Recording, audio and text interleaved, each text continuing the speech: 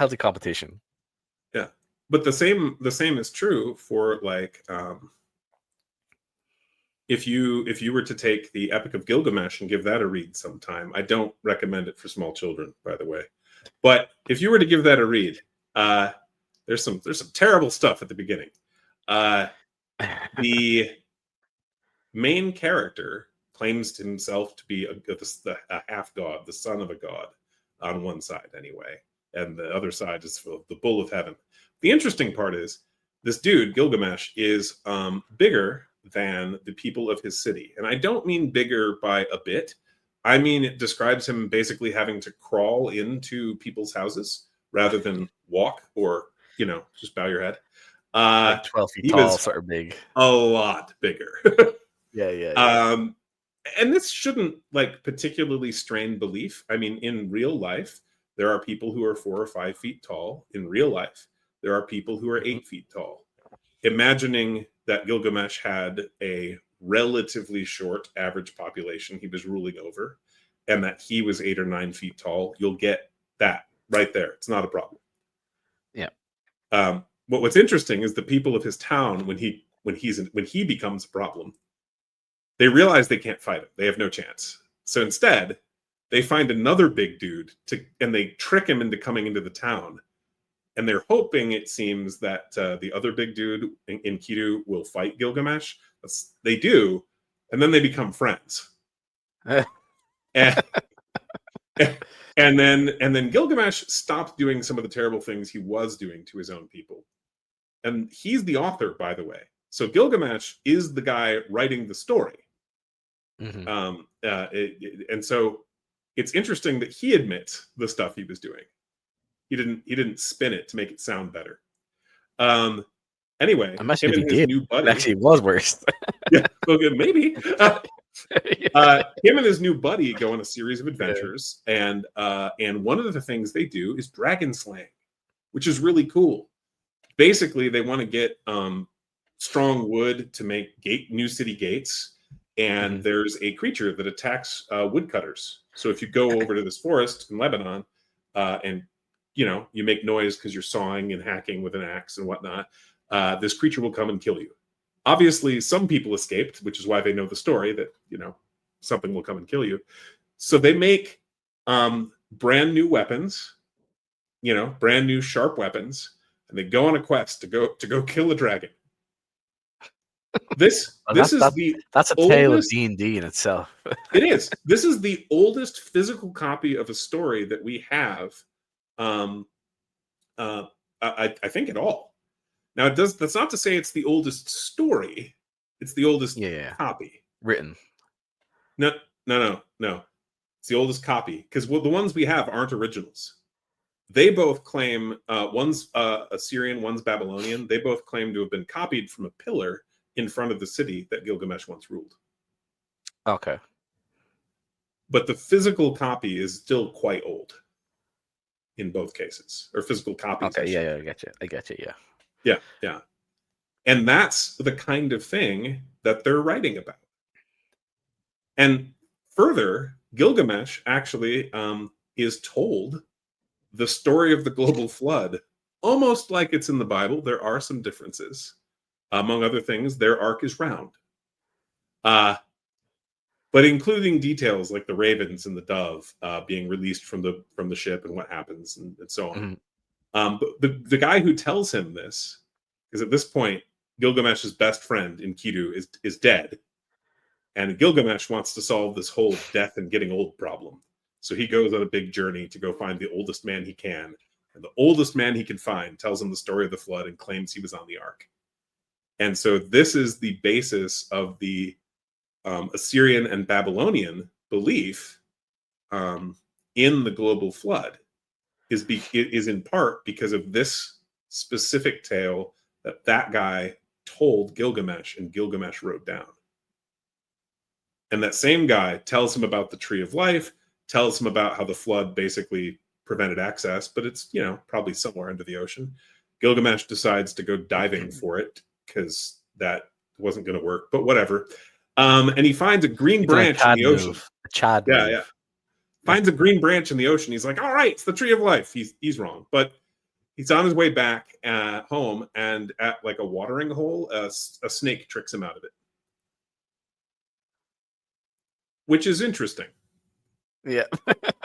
By the way, um, so stories like this can be from, like you said, from the Bible, from J.R.R. Tolkien, or from any fantasy or sci-fi writer.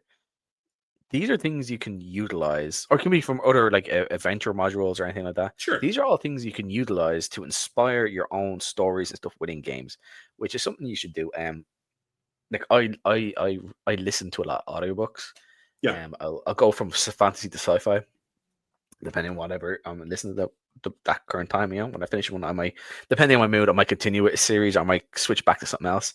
But Yeah. these are all things which you can use, and you can sort of take tropes and ideas and play them into your own games in different ways. Which, you know, it's always interesting and fun, because you might come up with something that no one else has ever done or come up with. Same Yes. when you're reading like adventure modules of anything like that.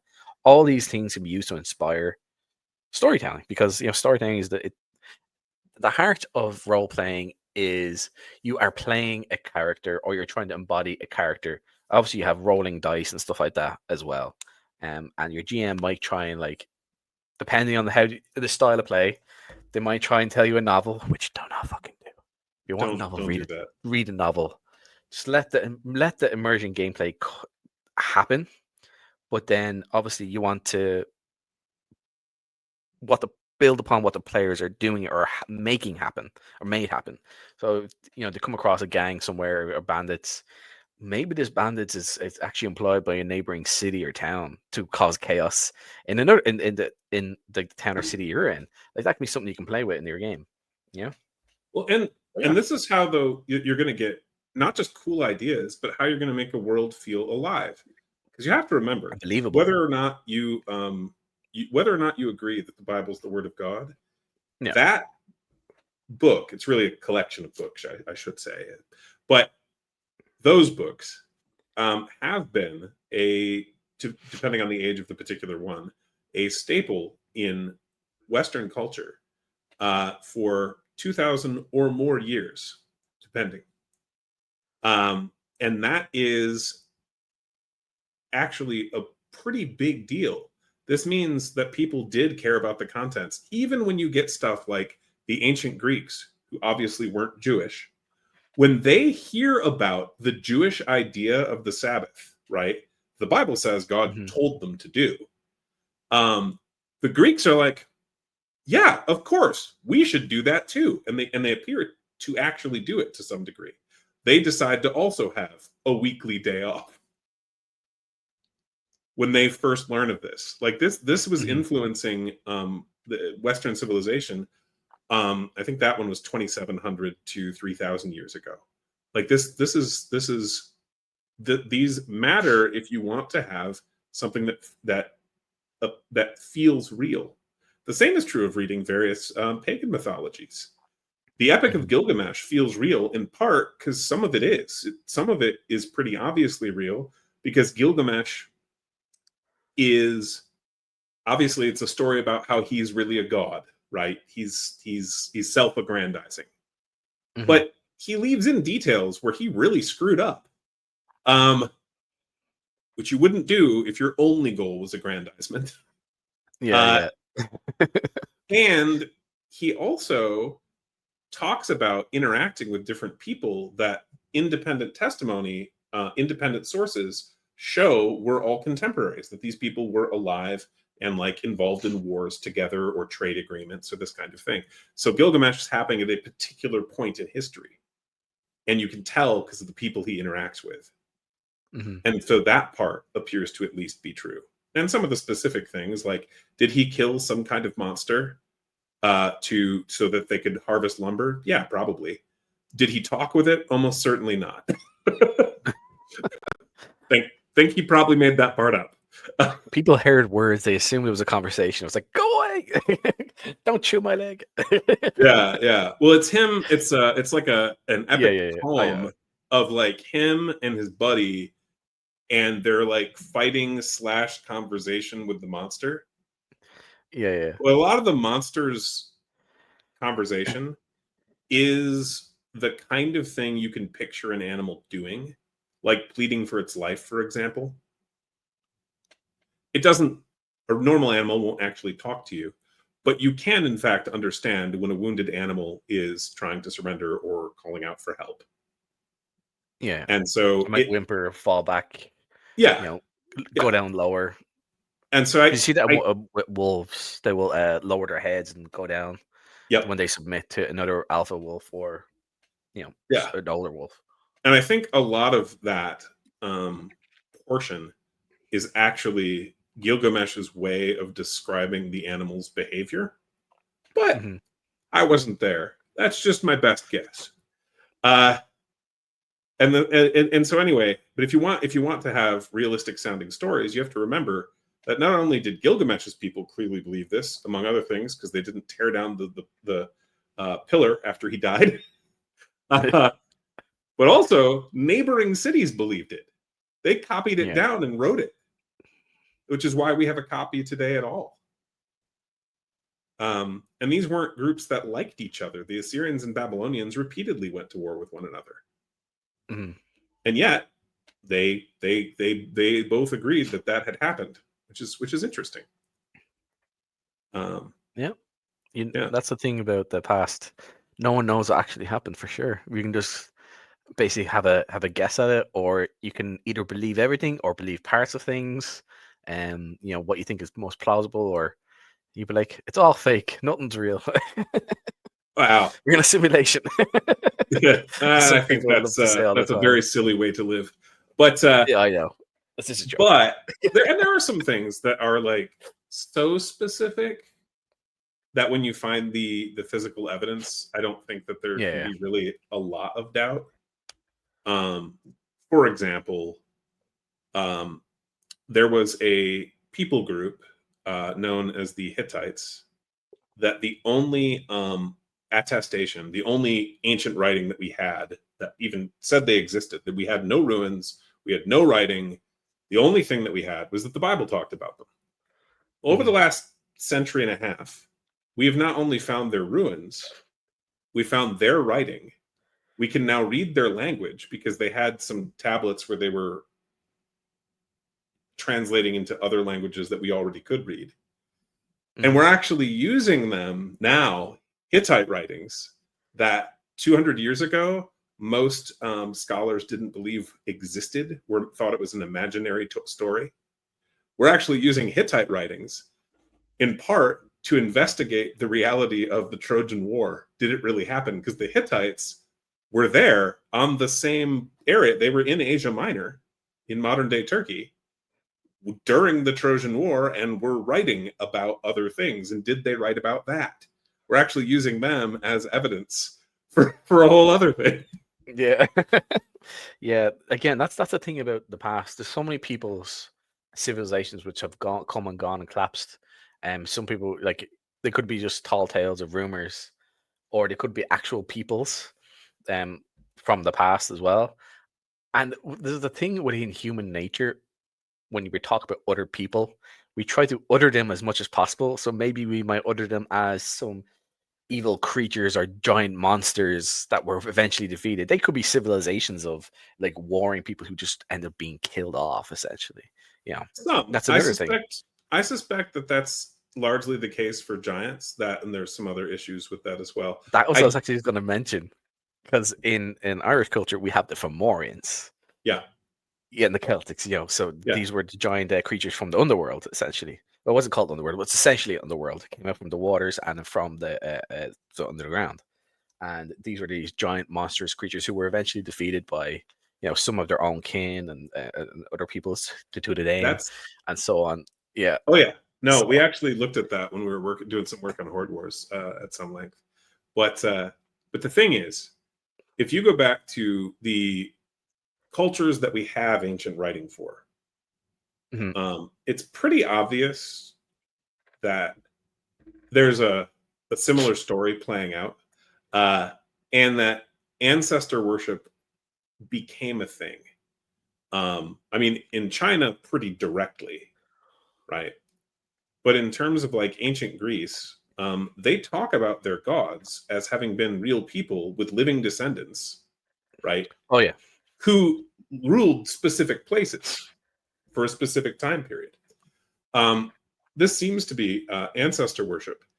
And my suggestion, which again has to do with my Christian faith and my understanding of history to some degree, but there is some physical evidence for this and some written evidence.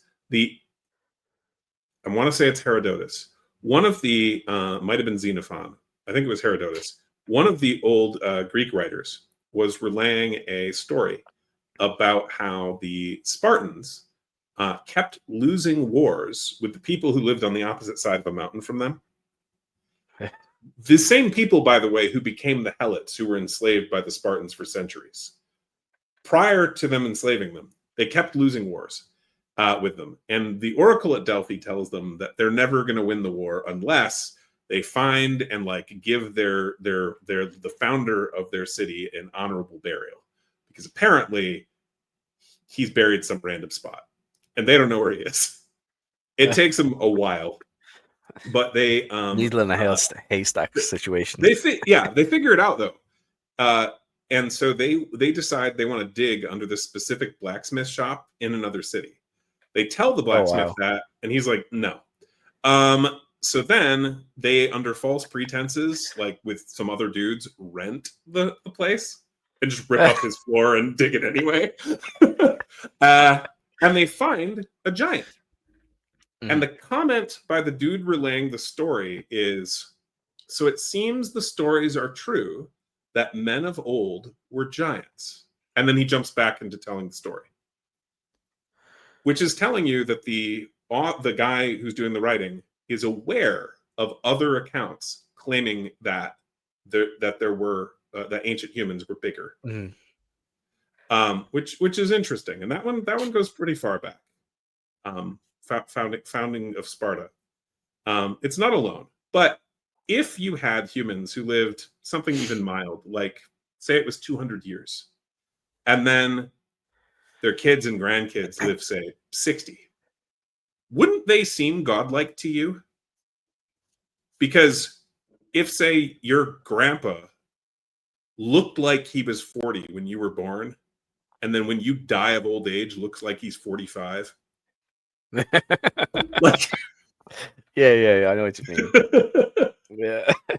Plus, if he's a normal person otherwise, which is to say, doesn't have giantism, but is a giant, doesn't have the thing like Andre the Giant. Yeah, the tumor. But is just naturally a giant. It would, among other things, mean he would have had a longer growth spurt period if the whole lifespan is stretched out. Which in part explains why he would be able to be bigger than you. But it would be terrifying. I'm short, so I'm 5'6.5". Well, can you imagine though? Like for the United States, our country's not that old. If George Washington had a 300-year lifespan, that dude would still be around. Oh yeah, he'd still be around for a good while. Like, can you imagine what that would do to society? Yeah.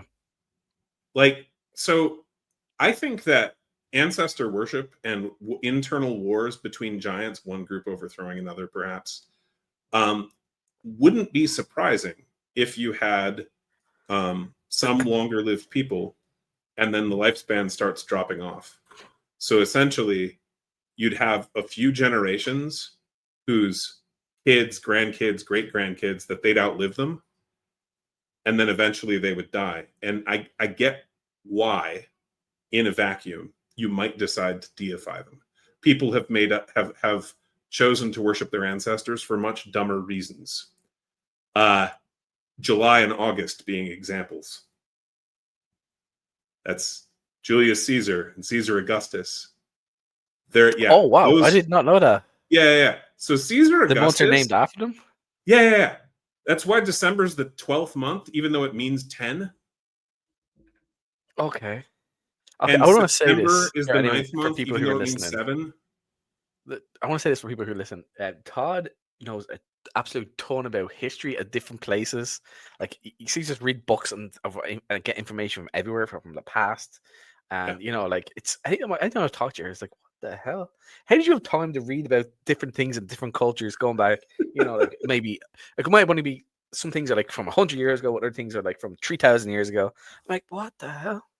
I can barely keep what's going on today. It's good. It's a good. You can get into doing that kind of thing if you want. But obviously.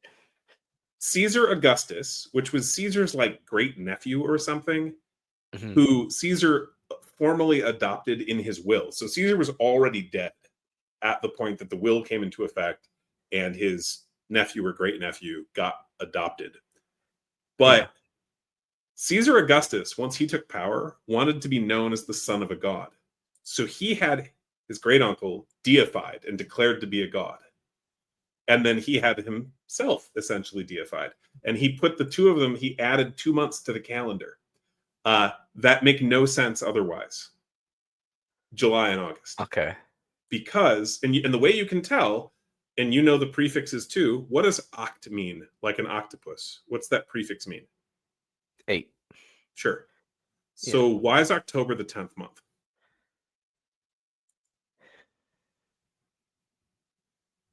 People can't count. No, that's not it. Because it was. They changed the position. And then they messed with the calendar. Yeah. This was the founding of the Roman Empire, and they wanted essentially a founding dynasty and story about the divinity of Caesar and whatnot. That wasn't true, of course. And that dynasty petered out pretty fast due to some tragedy and some infighting and maybe a little poison. But they did not last particularly long, as dynasties go, though their empire lasted for quite a while. And that again, like we were talking about, just in general, like all these stories, and if you want to read from the Bible or not, or any other religious, non-religious book of people, fiction, whatever, it doesn't matter. All these things can be used to inspire and create believable worlds as well, like we were talking about. Well, sure, real stuff from the past in particular. Yeah. For example, Game of Thrones is basically War of the Roses with dragons. Yeah. It's at the core of it. And that's the backbone. That's the backbone. Yeah. And then they add the meat on top of it, and change things around. Obviously. Not that much, really. When you also like the map of like winning Game of Thrones, it's basically England and France sort of slapped together and changed a little bit. That's basically what it is. Legally distinct England. It's a legally distinct country. But then they blow it up. And then you have like the rest of it, which is then you have the rest of it, which is like basically rest of Europe. Yeah. It's pretty interesting. But you can take that kind of thing and make some really cool stuff with it. For example, if you get the chance to read anyone who might be watching at this point, The Life of Saint Louis, you should read it. Not because it praises a particular French king, although that is true. You should read it because it is a first-hand account of, I want to say, the Fifth Crusade, which was disastrous. It went terribly. By one of the few guys who survived it, who's like in his 80s when he's writing this book. And he's writing it because he was friends with the king, who at this point, I think it's like the king's grandson's is getting to be on the throne. And the queen mother has asked John of Joinville to write about the dead grandpa, basically. Because he was there. He was personally there. Yeah. He saw what happened, and he knew him personally. So yeah. And so you get to read something, a war tale, and a little bit about Louis as well, when he was king, but a war tale of the Fifth Crusade by a dude who was there and is thinking back on it when he's like in his 70s or his early 80s, which is pretty cool. Further, if you like that, two of his uncles wrote a first-hand account, I think together, of the Fourth Crusade, which, wandered off to Constantinople for reasons. And looted it. You know what's funny about all this stuff? is you'll have like say that's like that book was being written by this man, Yeah. and people will read that and hang on every single word, unless something is like counterpointed through historical documents and like maybe got the dates wrong or a difference of opinion or whatever. Hmm. But then something example with like Princess Diana. So like the people who knew her well, like the butlers who were friends with her, they're like half the stuff he'd say, they'd be like, "Nah, that didn't happen." But I was there, I saw it. Well, so the trick is, What point is, in some ways, the older something is, the more people believe it because it's been around so long. In some well, ways, and often it's because of it. So do you know the idea of I'm going to say it wrong, but the idea of something being falsifiable? yeah, I think so. So I it's think I know what you're talking about. so the idea is, like, let's pretend I wrote a book talking about how I was king of America and everyone bowed before me or whatever. Yeah. Okay. A lie, but B, it would be falsifiable. People alive now would be able to go, "No, you idiot, you're just a liar." Right? Hmm. And so a lot of historical documents essentially pass that test in their own lifetime, in the period in which they were written, when people would know better, the ones written by eyewitnesses anyway, Hmm. tended to be so copied, because anything that was particularly rare we just generally don't have, tended to have so many copies in circulation that anyone who was like, "No, this is stupid," would have had the opportunity to shut it down. It's why, for example, that Caesar's description of the conquest of Gaul, his book about that, is A, by him, and B, almost certainly correct, because it was a propaganda piece that he was putting out to the people of Rome, except he had something like 100,000 veterans who could rat him out if he lied too hard. Yeah. Like, Yeah. And like when it comes to stuff like this as well, like throughout the past, when someone from an opposing force has almost this exact same story, oh, exactly. Yeah. that's going to be like that's the biggest confirmation of Yeah. it being almost certainly true. And again, there might be some differences between that, and that could be just from your perspective from where you are, Sure. translation issues and stuff like that. Sure. But yeah, And the same is true if the archaeology bears you out. So a lot of the yeah, places that Caesar describes physically exist. Now, I don't know those as well as this one, so I'll give you this one as an example. But similarly, in the book of Joshua in the Bible, when it talks about the conquest of Jericho, are you familiar with that story? no, I don't think so. Basically, the people of Israel are crossing into Canaan, modern day Israel or Palestine, crossing into Canaan as it was known at the time. They went across the Jordan River, and one of the first places that they fought on that side of the river, they'd had some previous engagements, but on that side of the river was Jericho, because it's kind of at like a choke point, to my understanding, in the geography. Anyway, Jericho, big, thick walls. And in the Bible, they don't actually attack it at all. What they do is they had sent some spies, and one of the women in Jericho helped the spies hide when the soldiers were looking for them, and then helped them escape. Lowered them on a rope, if I recall correctly, or maybe in a basket. Anyway, she helped the Israelite spies escape. And Hmm. so when they go to Jericho, one, they have an inside woman who is supposed to like hang a thing out of her window so they know who not to kill. And two, they don't attack the city at all. They actually are told by God to march around it. And so they spend like 6 days marching around the city once a day, blowing trumpets, banging drums, singing and shouting and whatnot. But on the last day of it, they go around 7 times instead of 1 time. And again, bunch of horns playing, drums, yelling, what have you. And then the walls collapse of the city. And the walls collapse, and then the men of Israel charge up into the city. and then they put the city to the torch, so they burn it, and they don't loot it. They don't like take the grain or the animals or anything like that. So it's interesting. Other than maybe one guy who got in trouble and died, I forget if that was right after Jericho or if he did it at one of the other places they besieged. In actuality, but in this case, not a real siege, just a marching around situation.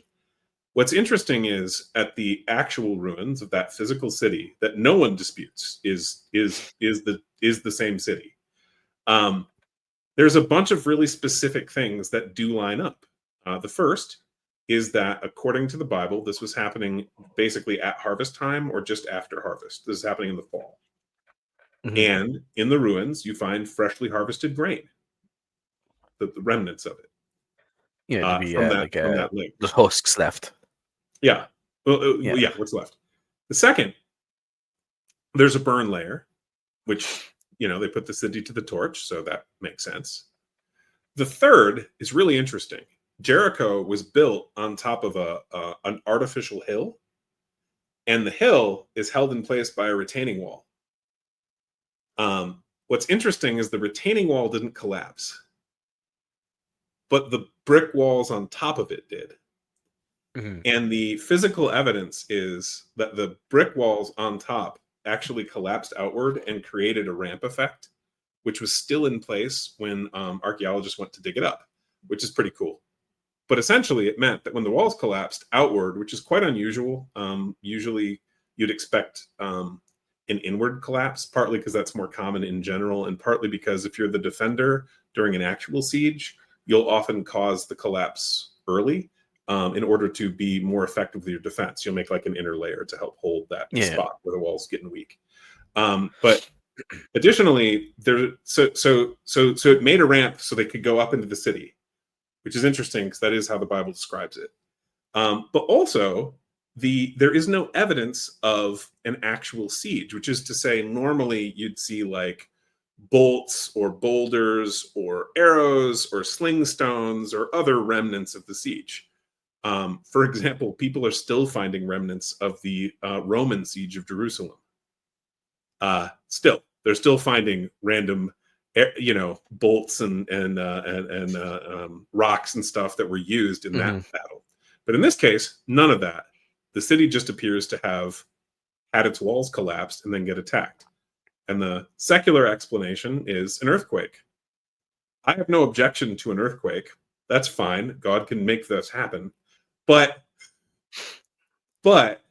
this specific thing with the collapse outward and the other details that match up with the Bible, including the time and what they did with it, that it really strains credulity to go, well, obviously that didn't happen. It seems to have happened, actually. Like there's enough common data points. The Bible claims this, there's physical evidence, claims this, there's physical evidence, that I would suggest that that you can take it at its word there. And if you can take it at its word there, well then now can you believe the rest of Joshua, right? Is the rest of what he's saying true? And can you check some of the things you can check, including a somewhat complicated battle plan that I got to look at some aerial, not photography, but drone footage of showing you basically how there were these two cities that were allied, but they couldn't see each other actually, like given where they were positioned because of the elevations and stuff. The blind spot. And so the Israelites basically hid a force in a depression and then lured them out in different ways, and then were able to get into one of the cities and put it to the torch. Well, all the men of the city, all the fighting men anyway, were outside fighting them in the field because they didn't realize there was a force behind them because they actually used the terrain, which was kind of cool. So some of that detail where that's being described, you can go, well, I can go look at the terrain. Is what they're telling me physically possible? Yeah. Is there a spot where you can do this? Because if there isn't, then A, the terrain may have changed, or B, maybe the Bible's not telling the truth. How do I check? And you can do this with any ancient account. And like I mentioned, Caesar's tends to be correct when you check. When he's like, yeah, here's how it was laid out. Here's how they built their fortresses. If you go dig there, generally speaking, it checks out. Mm-hmm. And again, in the situation he was in, lying much would have been very stupid. Because he had tens of thousands to hundreds of thousands of people who could be like, no, we were there. I don't know what this guy's talking about. I was there. It was actually this way. And not just like maybe there. I mean, I don't remember Roman practice in the period, but in later periods, Romans would get like tattoos or brands of their legion like stamped on them. So not only would there be public records of who was in what legion, but you could like physically point at your arm and be like, no, look, I was really there. Yeah, stolen valor was a much more committed thing back in the day. Yeah. You really had to put the work in. Yeah. And so, the Romans and the Greeks both kept very good records of everything. Obviously, some of the things would rot away depending on the type of paper they're on, the papyrus. But you'd have papyrus is more certain things. Yeah, okay. The Romans and the Greeks kinds of paper and stone tablets. There are Greek manuscripts written on papyrus. You're correct. However, they're generally geographically in like Egypt or Palestine, and they're writing in Greek because of people like Alexander the Great conquering the area, and then the successor states spreading the language. Whereas when up in Greece, they weren't usually writing on papyrus. They were usually writing, if I recall correctly, on basically animal skins, which are more durable, but also more expensive. Yeah. But no, you're right. They did keep really good records. One of the funnier ways that you can tell is it was like a 300, actually, I can check the date. Hold on. When were Commodus or whatever his name was, and Aurelian co-emperor, Commodus and Aurelian were okay, no, it was not Aurelian. It was Commodus and Emperor from Gladiator, the movie. What's his name? Oh, I haven't seen that in like 20 years. No, neither of us. Or 15 years. No, I can't remember. Oh, it was Marcus Aurelius, I bet. There we go. Yes. He was made co-Augustus in 177 BC. Or no, AD. 177 AD. So about 150 years after Christianity started, specifically for the 1 year that Commodus was co-emperor, or rather was Augustus, the sidekick emperor, you can think of him as, under his father, when they were ruling at the same time. A letter was written to one of the advisors of the emperors, asking that advisor to give it to the emperors, essentially. And we have that letter. And it is a defense of Christianity. It is explaining basic church practices, things like baptism or taking the Lord's Supper, and how we're totally not cannibals, if you were wondering. They do mention that.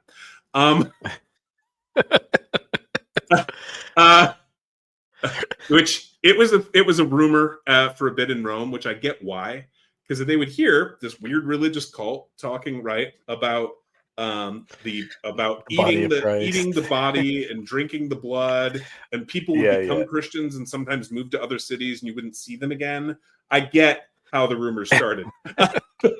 But it's like, no, we're not cannibals. And also, here are some basic religious practices, but their defense of Christianity, because at the time, they were like, if you don't believe that Jesus was executed, check the records. Look under Pontius Pilate at this specific time. Look, you guys still have the records.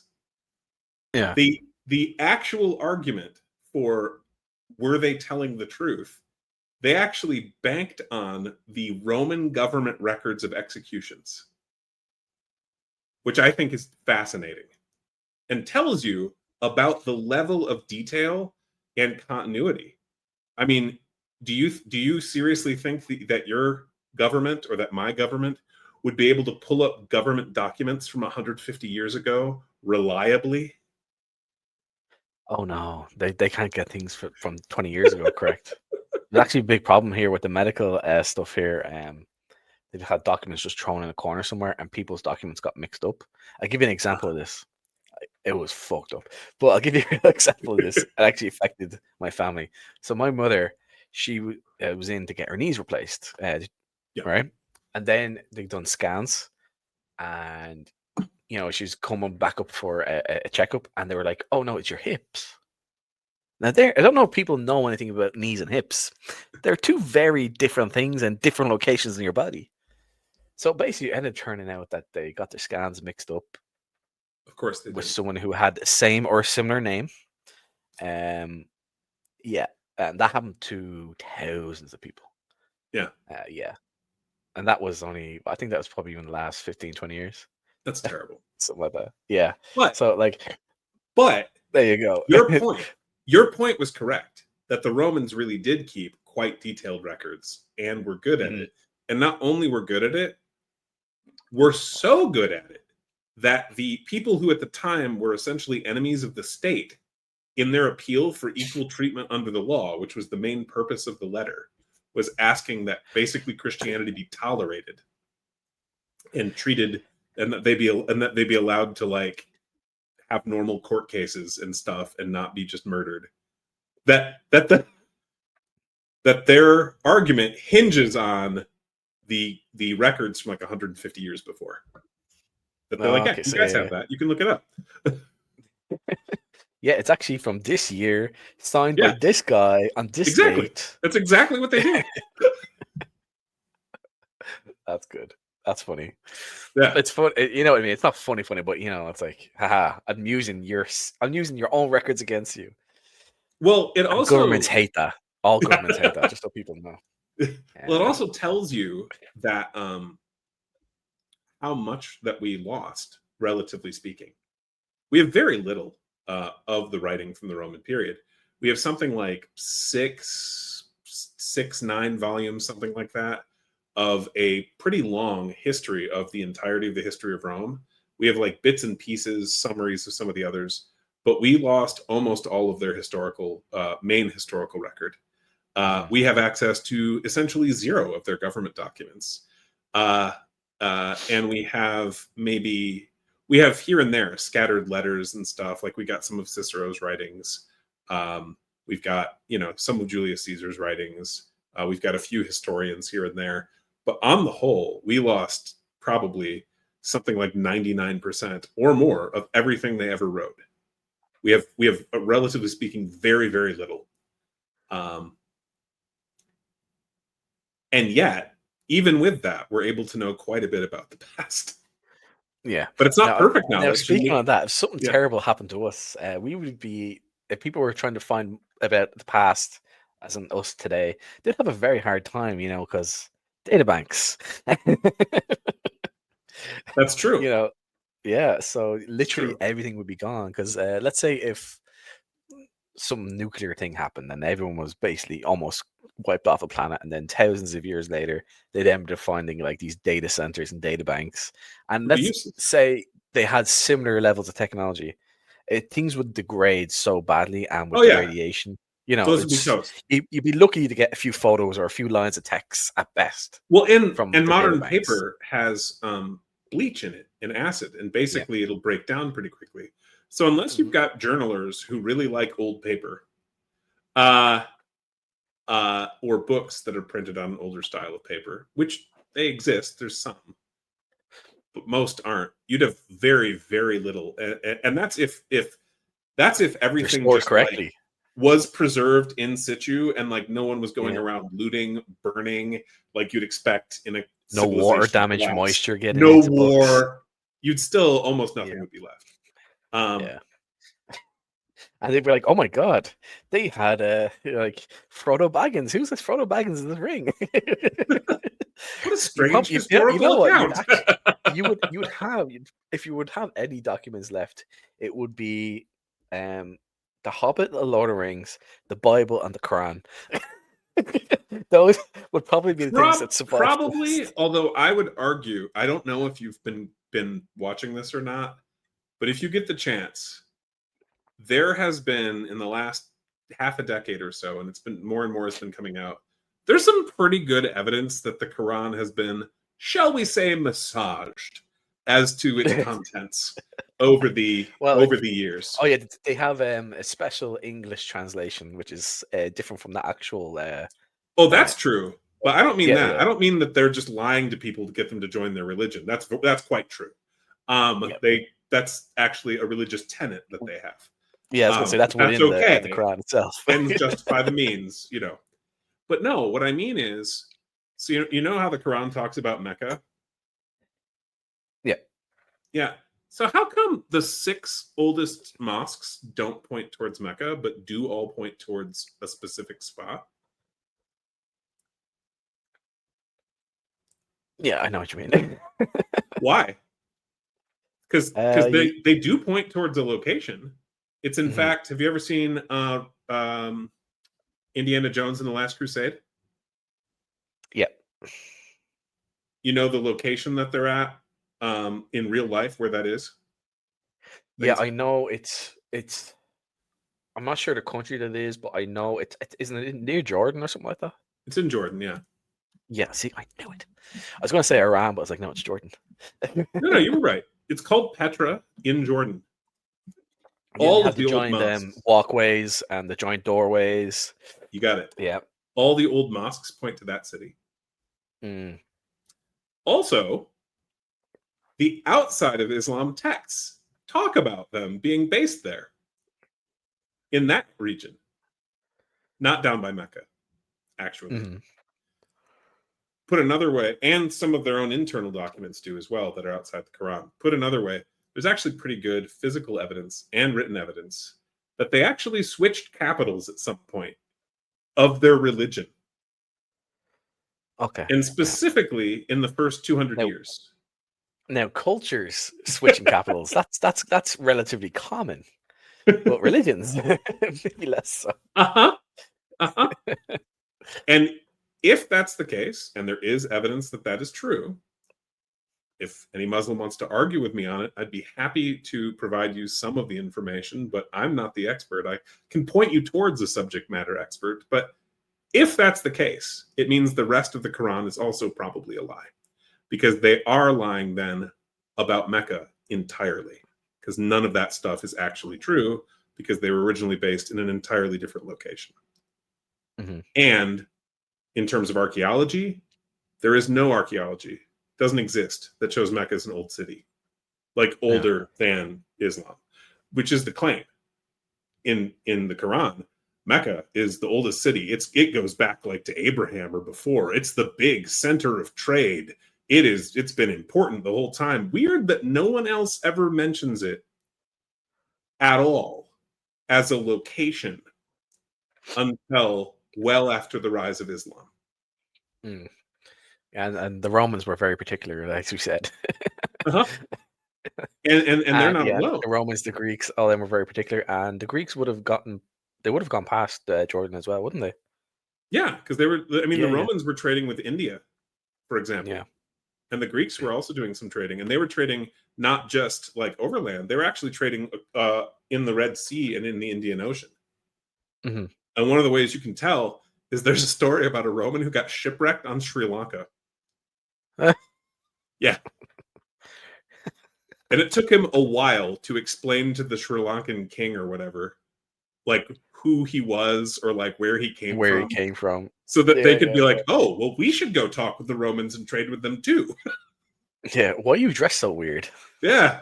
Why are you speaking weird? That's one thing that happens if you hear any old stories from anyone at any period of time.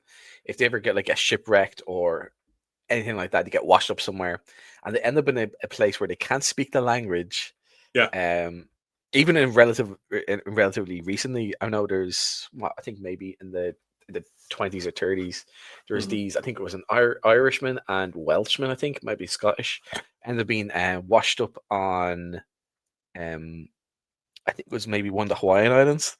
Oh no! And that's yeah, it might be, actually might be sooner. It might be in the 18 somethings anyway. I think that was probably right. And they were there for years, and they ended up getting all the tattoos and stuff. And then one day, people ended up coming across. I think they were Englishmen, and they got rescued, and they had all the tattoos and stuff on them. And oh, that's great. I think it was one of the Hawaiian Islands. It's somewhere like that anyway.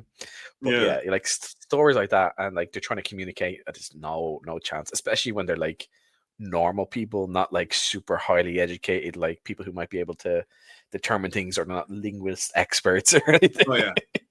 No, we definitely have fun with that with Sci-Fi. It's also why so where we're working on Dropship, which we're planning to release that in May, by the way. Give or take a month. My birthday's in May. Oh, cool. Happy perfect timing. Happy birthday. I have an excuse to buy myself something. Yeah.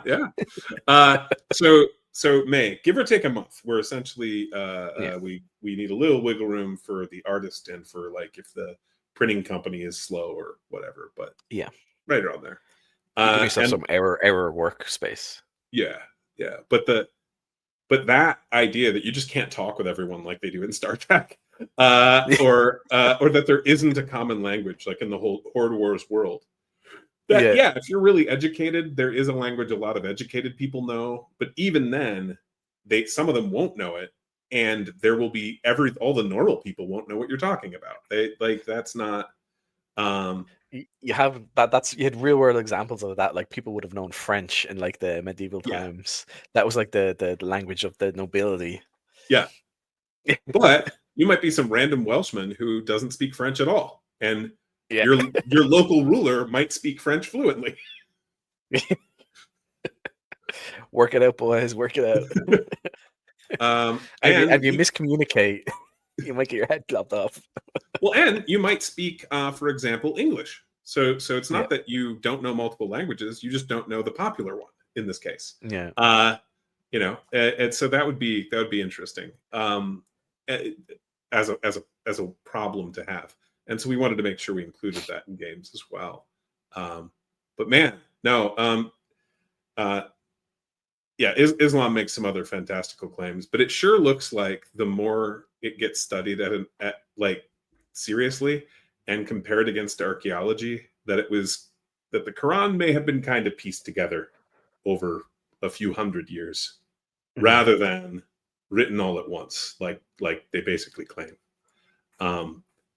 And in particular, some of the commentaries that they also use to kind of explain the Quran, some of those are a lot more recent in terms of what the documentary history shows or what archaeology shows, which is not surprising when you have what is essentially a Gnostic cult.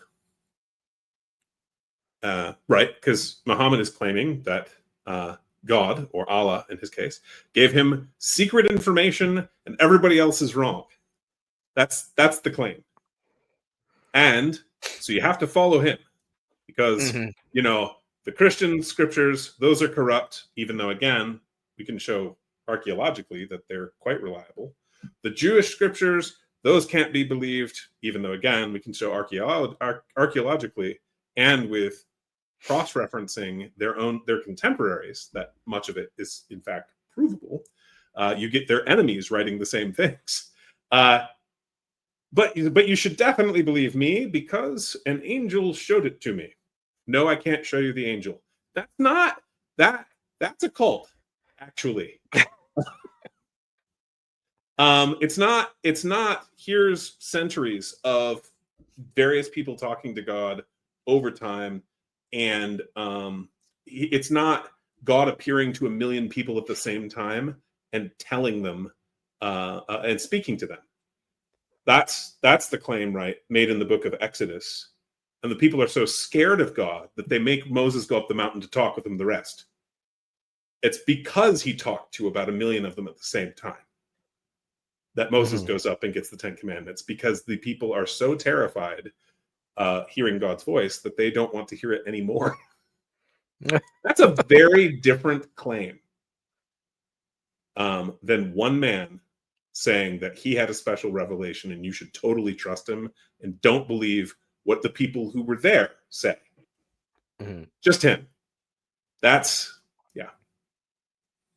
That is not something that should be trusted, even just as a historical document. It's the equivalent of me writing about Richard the Lionheart and claiming that I definitely know better than the people who physically were there and knew him. That is ridiculous on its face. That sounds like academia. What? It does. It does.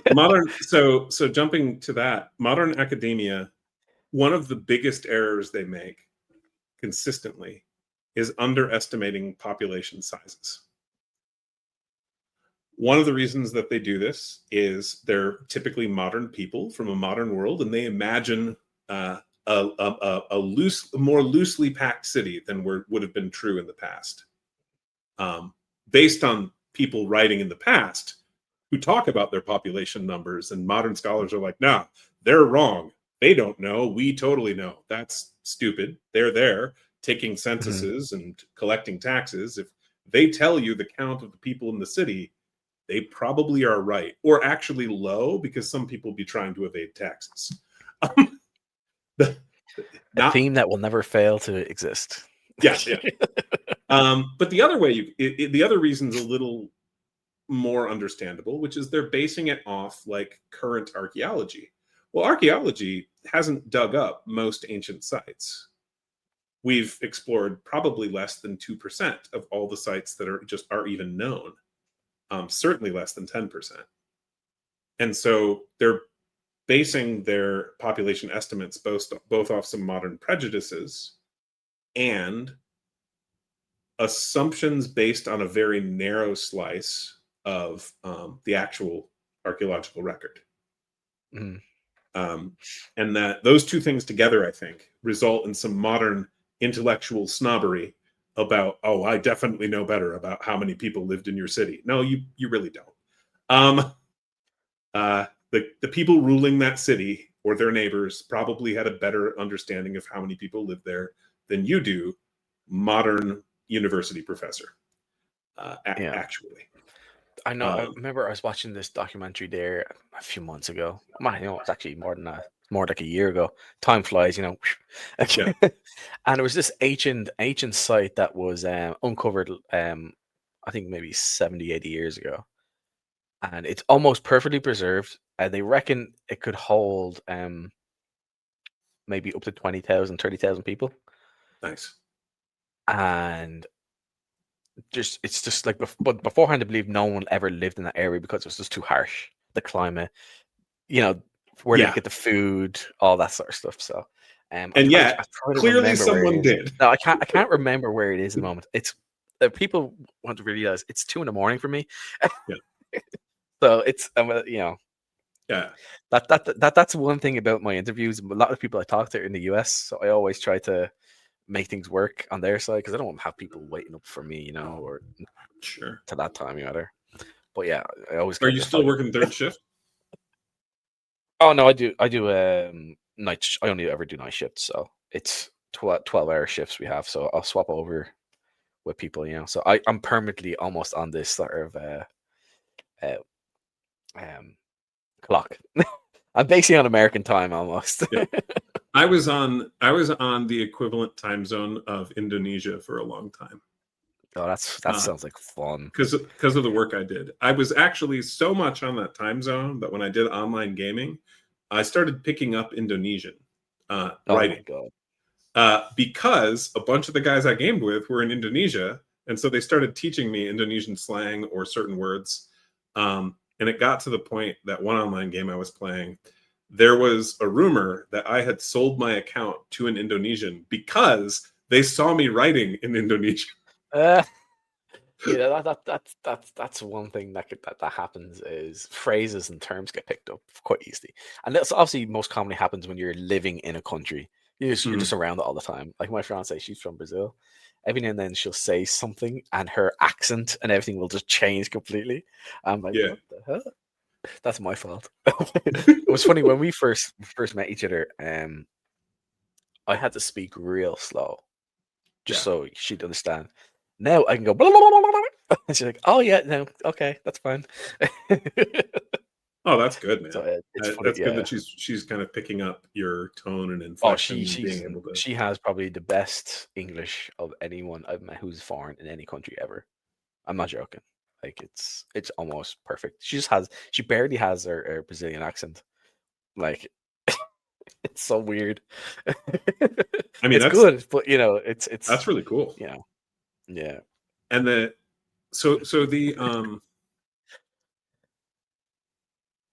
that's a rare skill, actually. Being able to Yeah, kind she's of, very good at picking stuff up like that. yeah.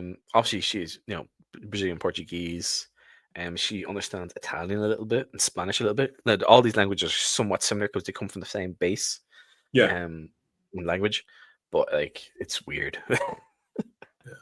And by the way, for those who may be watching at this point in the video, if you haven't caught it, Kieran and I appear to enjoy each other's company. We're enjoying just talking at this point. Yeah, I was gonna say about half this video is actually on gaming. The The other half front is sort of half. like on a little bit on religion, history, and just Yeah. random stuff, which is Yeah. fine. I don't mind. I like talking to people in general. Like Mhm. you're like a Protestant Christian. Yeah. Yeah, I'm not really religious that really. As I get older, like a little more, but leaning Yeah. towards stuff. But I think that's normal with most people. But I'm not like I don't go to church or do anything like that. Interest grows anyway. But yeah, I just kind of do my own thing. I do the game and stuff, and then I would look at like current events, and that's sort of my interest outside of the hobby. Yeah. But yeah, like me and you, we a few times we've talked, and like we talked about game stuff, and then we talked about last time we had the interview, we for like I think an hour and a half or 2 hours later, we were Yeah. still talking after everything ended. I think Yeah. Todd's a great guy. He's easy to talk to. He's not gonna if I say something stupid, which I often do because I'm a human. He's not gonna judge me and say, "Oh, yeah, you're fucking." It's like no, No. he understands. And like We all we when all he's we like all when you're talking misspeak. about religious stuff, I'm not gonna be like, oh, I disagree or interrupt or whatever. I'm like, yeah, that's fine. I'm gonna listen. I'm gonna take it on board, as people should do. You should be able to listen to each other. It doesn't matter if you disagree or agree. It's something you can take on board, and maybe that might influence you or might influence you in any way, which is fine. Doesn't bother me. I think some people get stuck into their own things too much, and they don't want to listen to people um Oh yeah. outside of their own little circles. I I think know we've people who seen. are like extremely atheist in every possible sense, and I know people who are very much almost super Catholic and super Protestant or super Protestant. I'm like, I get on with it pretty much everyone. I don't, I'll happily listen to people talk about anything. I'm like, okay, cool, that's interesting, that's true. Maybe not. I don't know. Yeah. Okay. Cool. Should be able to talk and listen and try and understand people's perspectives in life, and it does not mean that they're wrong or you're wrong or they're right or you know it's just people being people. And so to Which people. clarify, if I understand you correctly, I think what you're saying is that we have the maturity to be able to get along with people that we don't agree with on everything. Is that Yeah. correct? You see, if someone agrees with me on say 5 out of 10 things, I think that's good enough for me. As long as like one of the things is we should all be killed off because people are a parasite. No, nah. Yeah, The bugs will not win. that's a I'm problem. pro human. I'm not pro bug. Yeah, yeah. There's a lot of those people Same. around, which is so weird. It is. And It that is. relates to that relates to dropship. I should Yes. say, do not let the bugs win. We must fight the bugs. We must beat Oh, the bugs. absolutely. Yeah. Absolutely.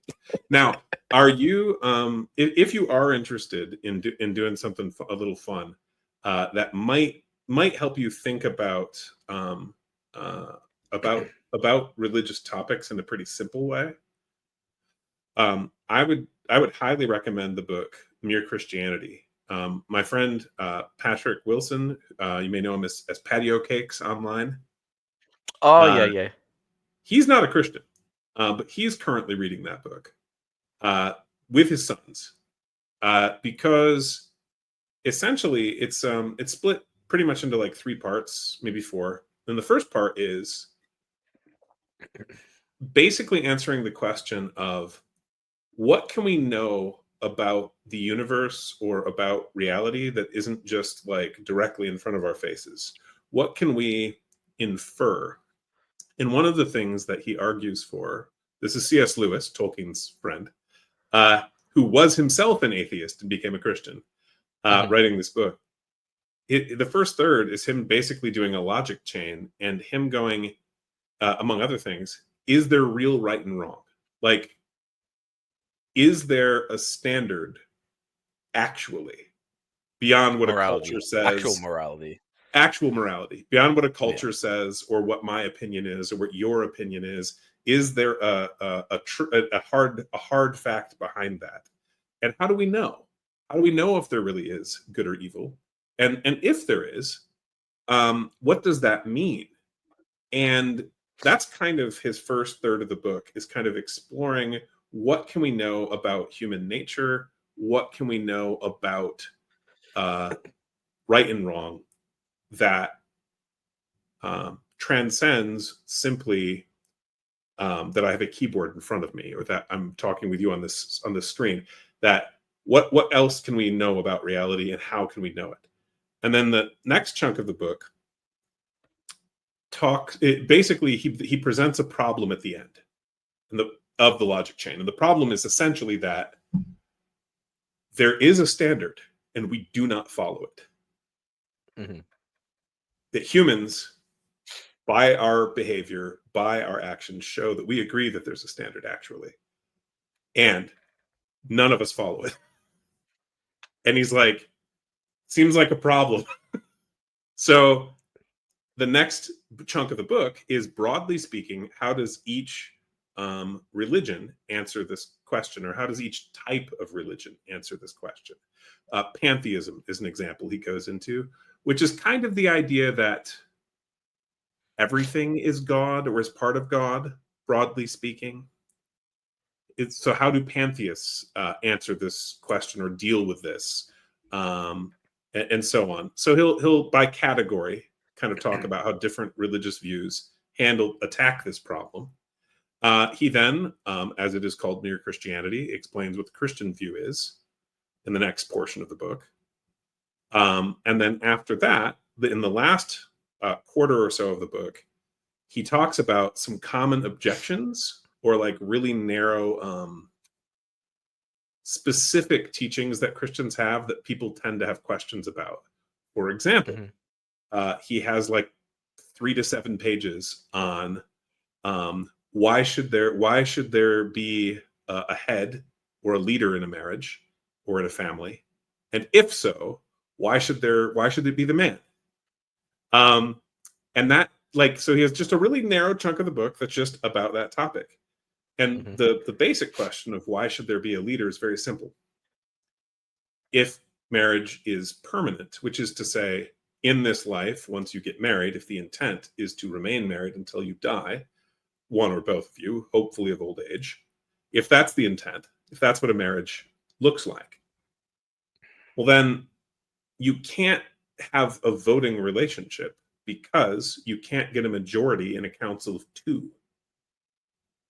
Someone has to have the deciding vote, because otherwise, in a serious disagreement, obviously in any kind of healthy relationship, in a marriage, in a friendship, in a business partnership, you're going to be talking with the other person, trying to reach a decision that you're both happy with, right?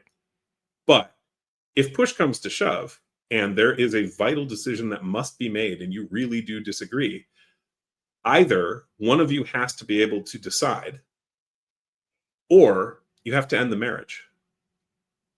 And if marriage is intended to be for the entirety of your life, from the start, from when you get married going forward, then you do need someone who has the deciding vote. Because if you don't, you'll have the exact same problem as a 50-50 business partnership in which the partners don't agree. They're screwed. It's why almost all partnerships are 51-49. precisely because you want the business to continue to operate if there is a real disagreement. Does that make sense? Yeah. Oh yeah. So it's a really simple you... one, and then it goes into, well, then why should it be the man? And that part's just funny, actually. He makes because at the time he wrote this, he was a bachelor, and so he later did get married, but at the time he wrote it, he was a bachelor, and so his commentary is like, so I mostly am viewing this from the outside, and he makes another argument or two, but his main argument is actually that if either his dog bit his neighbor's kid, or if his kid bit the neighbor's dog, that if he goes over there, who does he want to talk to? Which parent? And he's like, as a bachelor, I feel like I see this more clearly than others. I want to talk to the man. Yeah. He's like, if something like that happens, I would definitely want to talk with the man over the woman. Sure. Why? In my personal experience, that's his argument. Now, men, while violence can happen, just saying, the other men know the capabilities of what another man can do. Yeah. Especially these days. And you find there is more consequence when you're dealing with men dealing with men. And I don't necessarily want to have to deal with a woman who might be a bit more emotional and let their emotions take over. Well, men can have the same thing happen. But if a woman was to hit me, I'd have to hold back so much. Yeah. So Lewis's argument, right, as a bachelor, is basically that a man, all else being equal, he's not saying this is true of all men, but that on average, in his experience, that a man will be more inclined to make a fair judgment, will be fair to an outsider, and that a woman will be more inclined to be fiercely patriotic for her family, her injured kid, her injured dog. That she is not going to react nearly as calmly or as fairly to the outsider who has caused injury or whose pet has caused injury. Okay. And that's his funny argument. He also has another one, but it's kind of an odd one, because personally as well, at the same time, if something was to hurt my child, I don't have a kid, but I could imagine, like, I can think of my nieces, I would probably want to end something. But then you'd have to restrain yourself and try. Yeah. As a kid, did you ever get hurt? And did your dad ever go talk with the person who did it? Because I did. I've never been hurt by no, not like that. And I could like imagine by an animal, reaction. By another kid. What my dad's reaction would be. So yeah, because my dad. I won't say it here. Yeah. My dad went over and talked with the guy who owned that property. I mean, I think the guy was married. He had a wife, but it was actually the two men dealing with the problem. Now, in your case, it sounds like it might have been a more exciting dealing with the problem, but still addressing the problem. Again, my parents, they're in their late 70s. More old school, let's put it that way. Yeah. When it comes to like stuff like that. But Lewis's other argument is interesting, which is it's that when women are in dominant relationships, when they themselves are dominating a male partner, even if they like it for their own relationship, that they will tend to condemn it or mock it in other relationships.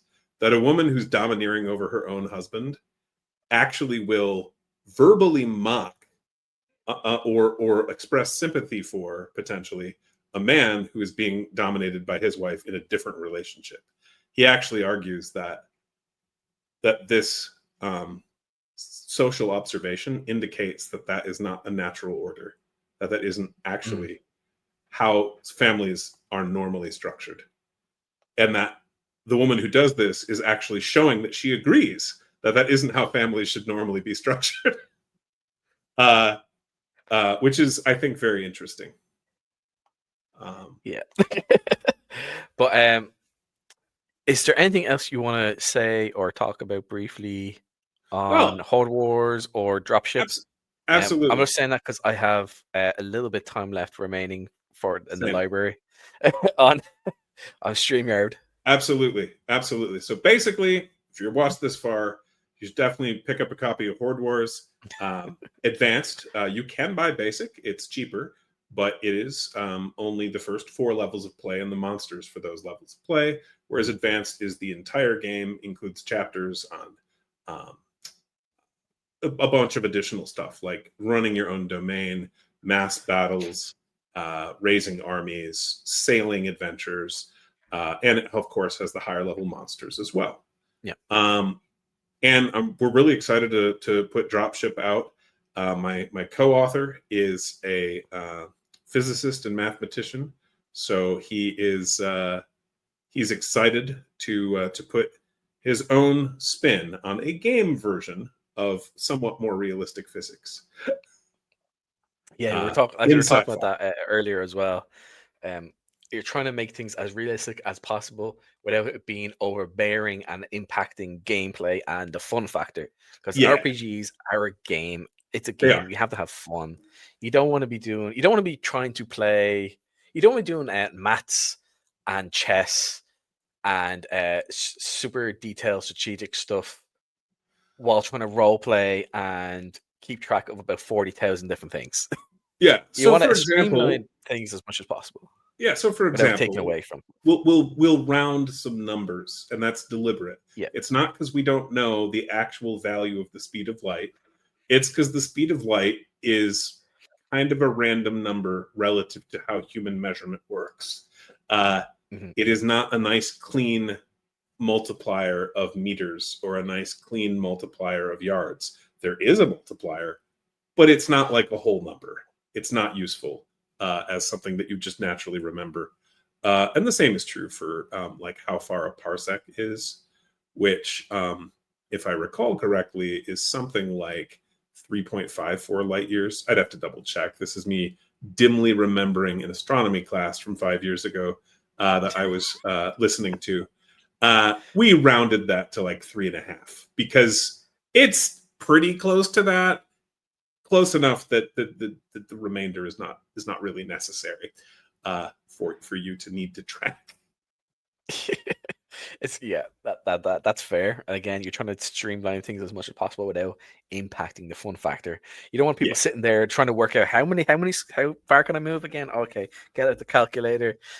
Get out my 1/100th of a light year and carefully map it. That's not fun.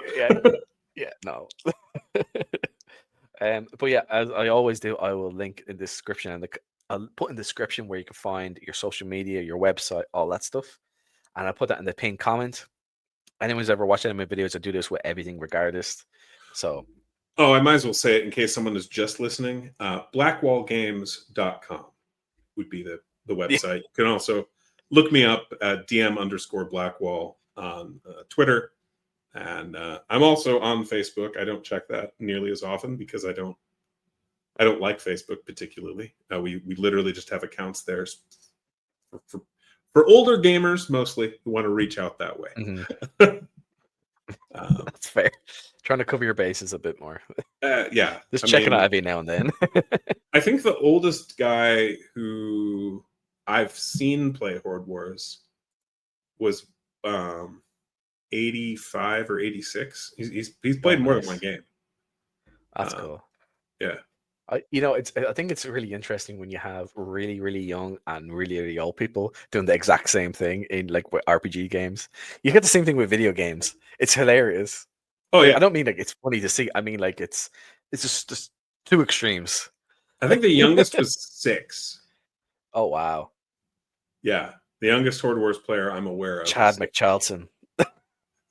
No, I think I won't say his name because he's such a young kid, but Patty's older son, I think, is the youngest. That's cool. Horde Wars I follow Patty. I haven't talked to him anything, but I follow him and I like stuff every now and then. And yeah, he seems to be a nice guy. I know a few people who know him as well. So yeah, no, he's and he does art, I believe, doesn't he? He's very. He does some artwork as well. Right, because so he did the map of Valencia in Horde Wars. That was the very first map he ever did. You might have actually told me this the first time. I just don't remember. Yeah. It's the very first map he did professionally as like a paid piece of artwork, and it was way more work than he imagined. So we paid him some extra, but in part because he was learning how to do maps, because he usually draws like well, basically characters or monsters. He doesn't usually draw maps, and so he's actually working on 2 star maps for Dropship as well. And that's cool. Yeah. So yes, he does. He's learning to do something in a different style and a different way as well. Oh yeah. Yeah. Oh yeah. When he got what I meant by the star maps, if you give me how much time do you have? Because it'll take me about I think maybe 2 minutes, 3 minutes, maybe. All right. Well, we'll do it another time. But I actually have a sample of one of his maps for Dropship that is on its way to being done. But anyway, hope everybody has a good night, and thanks for having me, man. It's been great chatting. No, it's great. It's always great talking to you. Anyway, like again, maybe I think about the first hour 10 minutes is actual game stuff, and the rest of it is us talking about like history, geology, archaeology, religion. Yeah, and tying it, it's fun, but it's also tying it back into gaming and informing you making a better game for your play group, or a better game trying to understand things from the past or for what people have written. Again, it be a fiction or religion or religious things within books. You can all pull in these stories and ideas and history to build your own world, tell this, to have your players understand things, and to create stories from the things that your players have done in the world, and just expand upon them. Absolutely. And do not write novels. Do not write novels. Or if you do, write it when the campaign's done. Yes, that's a good one. Or have a bit of like brief world history. That's it. Don't have super detailed stuff, because your players will fill it in. And if you want to know something about the past, you can then fill it in as they're exploring. You'll see it in Horde Wars. It is less than a page. And it works really well. Like you get an idea, you find out what the country is, or the kingdom, their customs, like what the sort of dress that they have, all that stuff. That's a 2-page spread about the countries, but the history page. It's less than a page of history about the setting right next to the map. That's it. Yeah. That's all you need to do. All you have to know to Is that I can't remember, but that's the one that has the flags as well, is it? Yeah, there's flags for the different nations. Yeah. And they're each a 2-page spread. This is one thing you guys are great at, is able to I'll have to drop this in a second. But the one thing you're great at is you're able to put lots of information in a lot of information, and it makes it super easy to understand, to learn for both GMs, referees, players, and everyone. So that's something which I think a lot of people, especially the big companies, need to figure out how to do. Well, again, this has been absolutely great, Todd. Guys, remember, check out Blackwall Games. Again, I always have everything linked. You'll find it in the pinned comment description. Everyone will see it regardless. So again, thank you, Todd, and I will talk to you again soon. Cool.